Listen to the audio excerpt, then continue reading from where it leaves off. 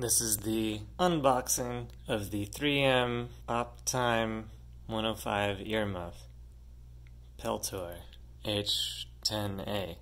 Again, this is just an unboxing. I'll do a review later. Let's see what we got. Noise reduction rating 30 decibels when used as directed. Oh, and that's a range from 0 to 30, so this is like top notch. Wow. We got some attenuation of frequencies here. Yeah, I'm not going to read that. Laboratory stuff, different languages. Man, this is some really intense reading here. I don't think I'm going to be able to read all of this. I'll see if there's anything interesting. Care and cleaning instructions. Follow the recommended care and cleaning instructions.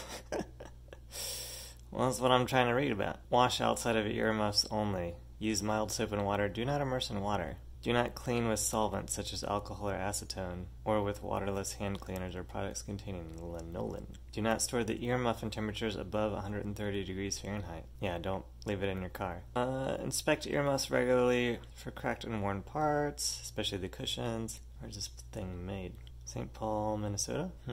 Here's a diagram. Fitting instructions. It's a funny diagram. Okay. Alright, this is kind of boring. Yeah, sorry, this is a boring unboxing, but, you know, sometimes you just gotta do it. Okay. Oh, the box is empty. Yeah, this is so boring. No secret treasures. So here we got it.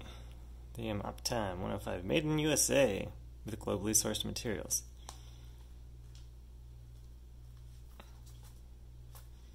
These are cool looking.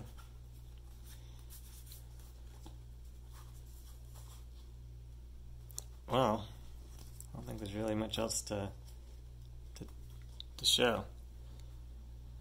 Have fun with this thing.